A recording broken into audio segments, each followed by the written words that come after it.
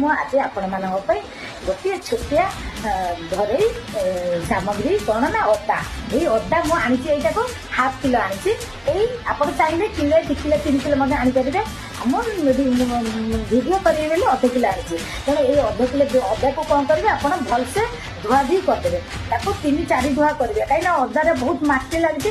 ତାକୁ ଧୁଆଧୁଇ କରି ତାକୁ କ'ଣ କରିବେ ନା ଏଇଭଳିଆ ଗ୍ରେଟର ସାହାଯ୍ୟରେ ଆପଣ ଗ୍ରେଟ୍ କରିଦେବେ। ଗ୍ରେଟ୍ କରିକି ତାକୁ ଖରାରେ ପୁରା 2 ଦିନ 3 ଦିନ ପର୍ଯ୍ୟନ୍ତ ତାକୁ ଦେଖନ୍ତୁ ଖରାରେ ମୁଁ ଭଲସେ ଧୋଇକି ଗ୍ରେଟେଡ୍ କରିକି ତାକୁ ଧୋଇକି ଶୁଖେଇ ଦେଇଥିଲି।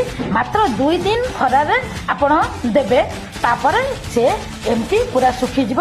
ତାପରେ ଆକୁ କ'ଣ କରିବେ ନା ଗ୍ରାଇଣ୍ଡ କରିଦେବେ। ଗୋଟେ କାଚ ବୋତଲରେ ଆକୁ ଷ୍ଟୋର କରିକି ଆପଣ 1 ବର୍ଷ ପର୍ଯ୍ୟନ୍ତ ଆପଣ ଚାହିଁଲେ ରଖିପାରିବେ, ବାହାରେ ରଖିପାରିବେ ବିନା ଫ୍ରିଜରେ।